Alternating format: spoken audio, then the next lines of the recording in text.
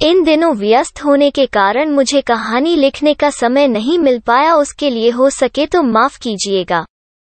ये कहानी मैं जल्द ही पूरी करने की कोशिश में हूँ। अगर कहानी अच्छी लग रही हो तो कमेंट करके ज़रूर बताइए और जो नए हो वो चैनल को सब्सक्राइब करें। धन्यवाद। क्रॉस ड्रेसिंग डे कहानी में अब तक आपने देखा कि शुभम और रेशमा एक दूसरे से प्यार करने लगते हैं। रेशमा के लिए नेहा से ब्लाउज सिलवाकर खुश होकर शुभम ने भी नेहा से वादा किया था कि जो वो कहेगी वही वो करेगा, और शुभम की बहन नेहा ने फंसाकर उसके जन्मदिन पर उसे साड़ी ब्लाउज पहनने के लिए मजबूर किया। रेशमा ने भी शुभम को साड़ी पहने देख लिया। उसकी वजह से शुभम नेहा पर गुस्सा हो गया, पर थोड़ी देर बाद रेशमा की प्रतिक्रिया देखकर वो शांत हो गया। अब आगे नेहा दीदी ने जाते जाते ऐसा क्यों कहा कि अभी तो बस शुरुआत है, मतलब ये लोग फिर से मुझे साड़ी पहना कर रहेंगे। मुझे कुछ समझ नहीं आ रहा था कि घर में क्या चल रहा है। अगले दिन मैं ऑफिस गया, देखा तो रेशमा आज ऑफिस नहीं आई थी। मैंने उसे लंच टाइम में कॉल लगाया, वो बात करने की स्थिति में नहीं थी। कुछ तो हुआ है। मेरे मन में चल रहा था कि कल की बात उसने मालती आंटी को तो नहीं बताई। ऑफिस छूटने के बाद मैं स्कूटी लेकर रेशमा के घर गया, देखा तो सभी उदास बैठे थे। मैंने रेशमा से पूछा कि क्या हुआ। तभी रेशमा के आंखों से आंसू आने लगे और उसे मुझे पकड़कर गले लगाया और वो रोने लगी। मैंने रेशमा को दिलासा दिया और जैसे उसके आंसू रुके मैंने उसे एक बड़ी सांस लेने कहा और जो कुछ हुआ है वो बताने के लिए कहा। रेशमा ने कहा कि जिस जमीन पर ये अनाथालय है उसका मालिक अब ये जमीन बेचना चाहता है। उसने 10 दिन का समय दिया है जगह खाली करने के लिए। अरे ऐसे कैसे अनाथालय बंद कर सकते हैं? इतने सालों से मालती आंटी चला रही हैं। अब ये सब कहाँ जाएंगे? मैंने मालती आंटी से बात की, तभी उन्होंने बताया कि 25 साल के लिए मुझे यह जगह मिली थी। अब समय हो चुका है बेटा, कुछ नहीं कर सकते। मालती आंटी, ये सभी लोग जो यहाँ रहते हैं वो कहाँ जाएंगे? शुभम बेटा, इन सबको दूसरे अनाथाश्रम में लेके जाऊंगी, मतलब रेशमा भी। इसलिए मैं रेशमा का घर बसाना चाहती थी। मालती आंटी ने कहा। मैं माँ को कॉल लगाता हूँ। तुरंत मैंने माँ को फोन लगाया और यहाँ जो कुछ भी हो रहा है सब बता दिया। माँ को भी सुनकर शौक लगा। माँ ने कहा कि तू आजा, कुछ हल निकालते हैं। फिर मैंने रेशमा से कहा डरो मत, कुछ नहीं होगा। मैं घर गया और माँ से पूछने लगा कि क्या हम रेशमा को अपने घर रख सकते हैं? क्यों नहीं बेटा, जरूर, अगर रेशमा चाहे तो। माँ, मैं रेशमा को खोना नहीं चाहता, मैं उसे बहुत पसंद करता हूँ। तो ये बात है क्या माँ? मैं यह सीरियस बातें कर रहा हूँ और आपको मजाक सूझ रहा है? मैं कहाँ मजाक कर रही हूँ, बस देख रही हूँ कि प्यार के लिए तू किस हद तक जा सकता है। मेरे से जितना हो सकेगा उतना करूँगा। अब खाना खा और सो जा, मैं देखती हूँ आगे क्या हो सकता है। अगले दिन माँ भैया को लेकर मालती आंटी के यह चली गई। भैया ने वो नोटिस देखी, वो कोर्ट से आई थी, मतलब उनको कुछ भी करके यह जगह खाली करनी ही थी। माँ ने मालती आंटी से मेरे और रेशमा के बारे में भी बातें की और अंत में उन्होंने एक फैसला लिया जो पहले रेशमा को बताया। मेरी माँ और आंटी दोनों ने रेशमा से फिर से आखिरी बार पूछा कि क्या तुम शुभम से प्यार करती हो? क्या तुम उससे शादी करना चाहती हो? रेशमा ने मेरी ओर देखा और फिर मालती आंटी की ओर, कहा कि हाँ। तो ठीक है, फिर 2 दिन बाद तुम दोनों की मंगनी है। कल जाकर शॉपिंग कर लेना, चाहे तो नेहा को साथ में लेके जाना। ये सुनकर रेशमा का चेहरा खिल उठा। उसे खुश देखकर मुझे भी खुशी हुई।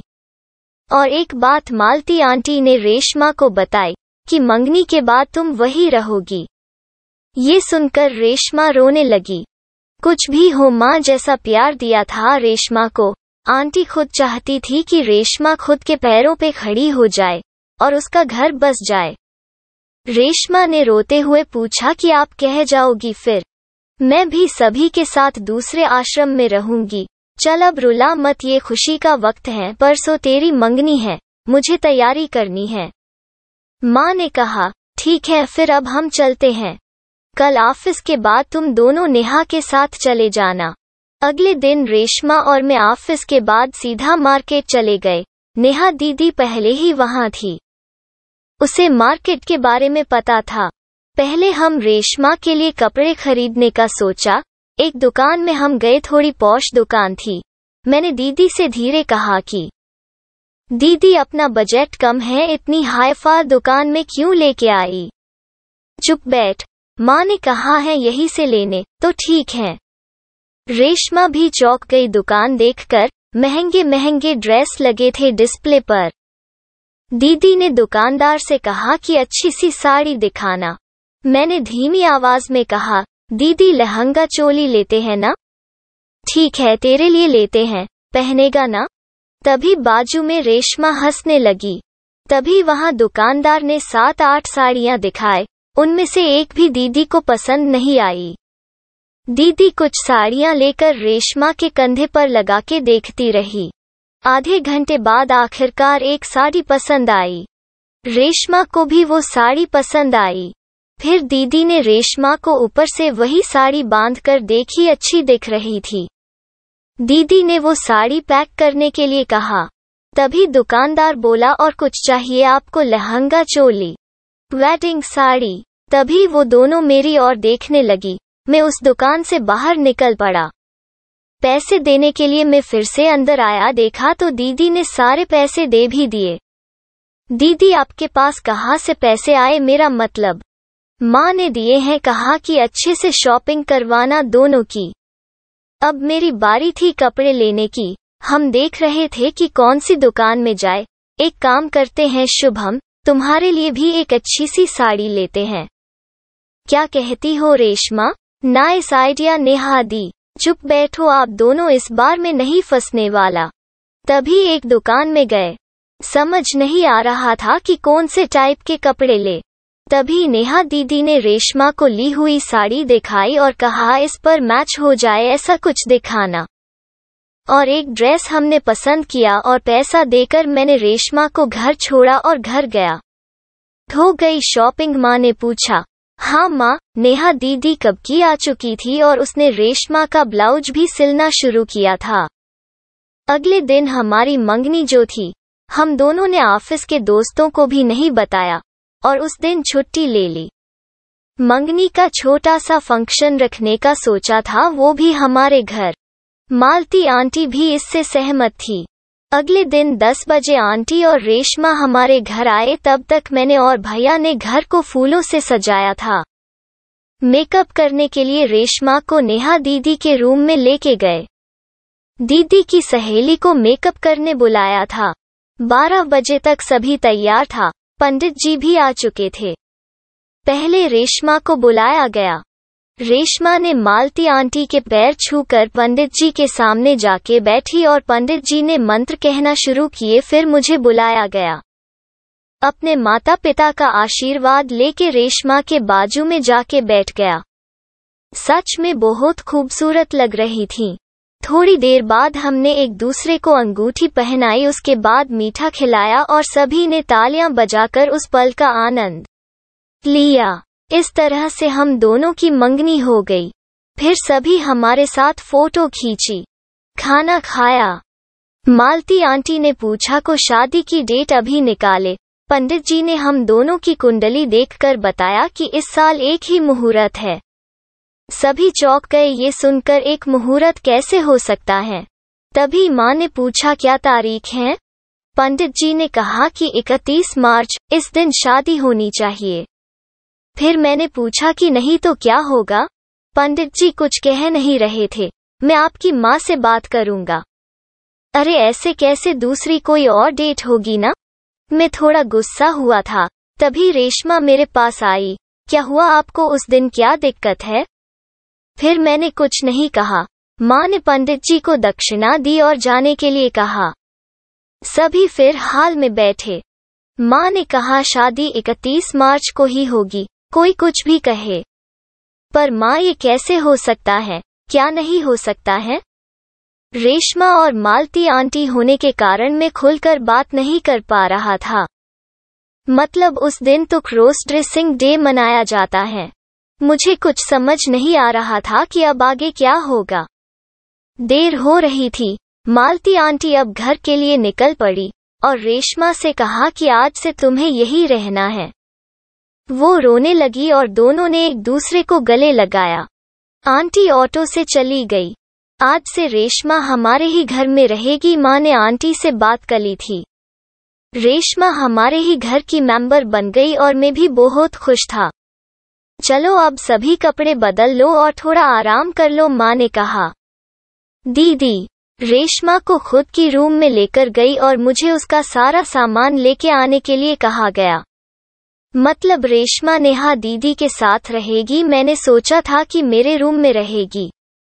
कोई बात नहीं। फिर सभी ने आराम किया। फिर शाम की चाय का समय हुआ। मैं बाहर गया। रेशमा माँ के साथ रसोई में थी। माँ उसे एक भी काम को हाथ लगाने नहीं दे रही थी। धीरे धीरे वो परिवार के साथ घुल मिलने लगी। देखते ही देखते 8 दिन गुजर गए।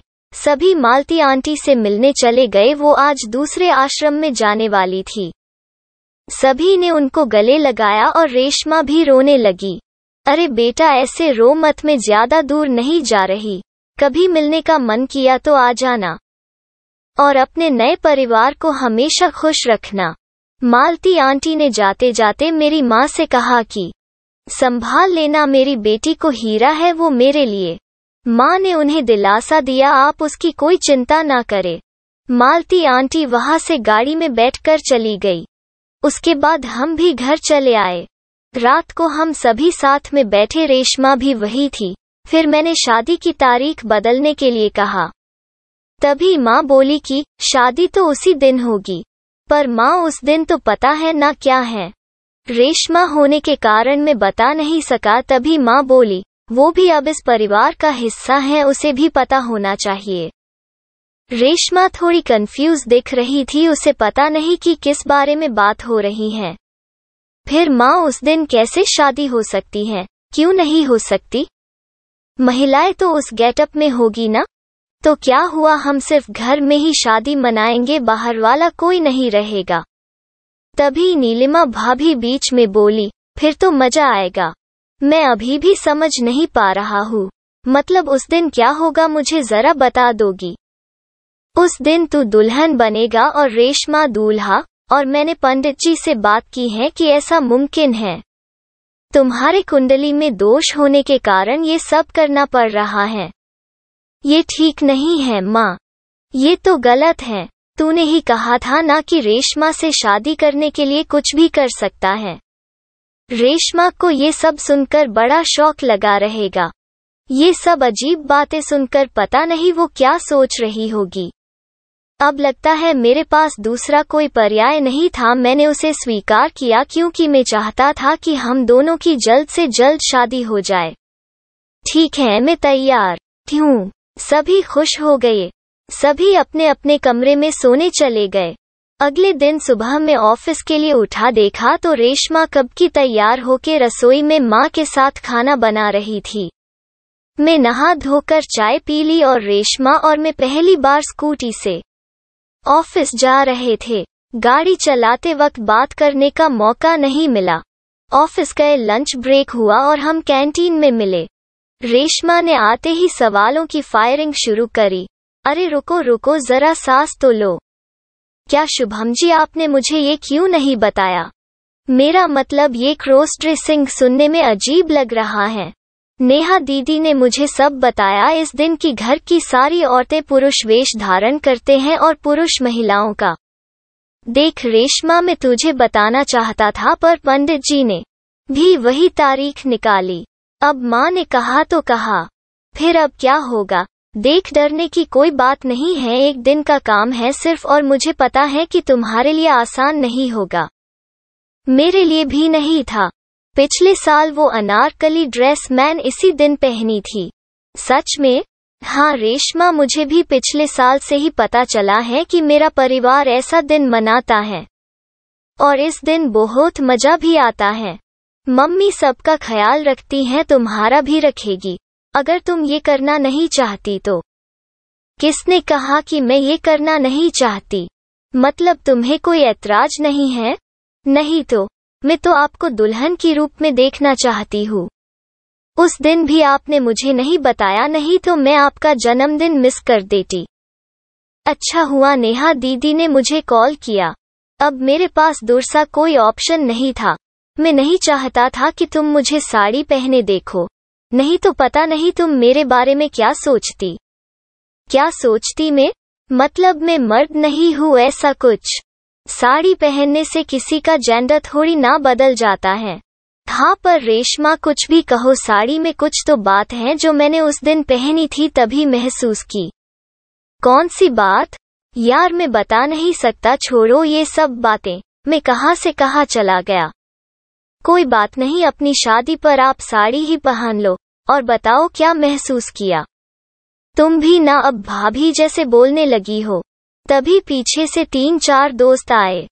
क्या शुभम छुप के मंगनी तो कली, अब शादी भी करने का इरादा है क्या? हमें नहीं बुलाओगे शादी पर? अरे क्यों नहीं, जरूर बुलाऊंगा। देख ध्यान रखना नहीं तो महंगा पड़ सकता है।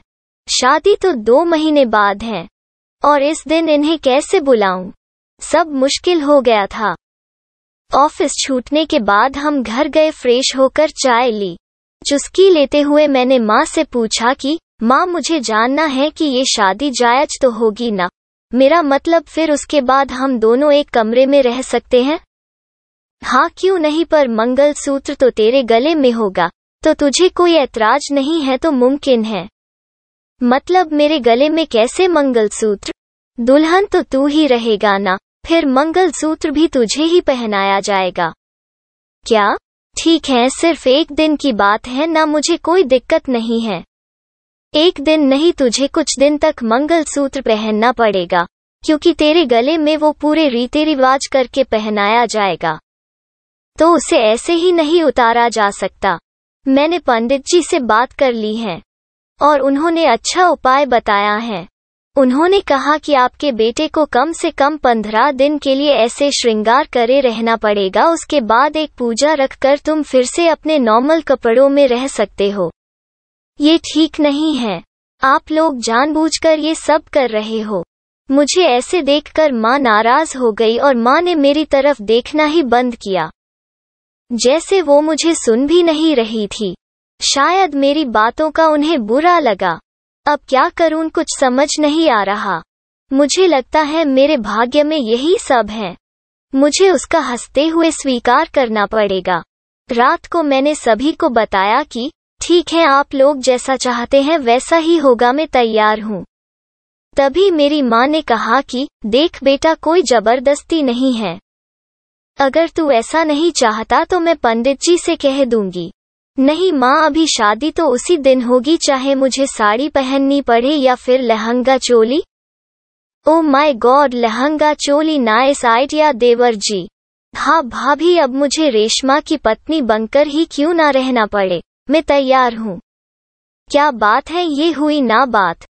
अचानक से खुशी का माहौल हो गया। मैंने रेशमा की तरफ देखा तो उसने मेरी ओर देखकर हंसते हुए अपनी निगाहें नीचे कली। चलो सब खुश हो हुए, अब पता नहीं मुझे क्या क्या झेलना पड़ेगा।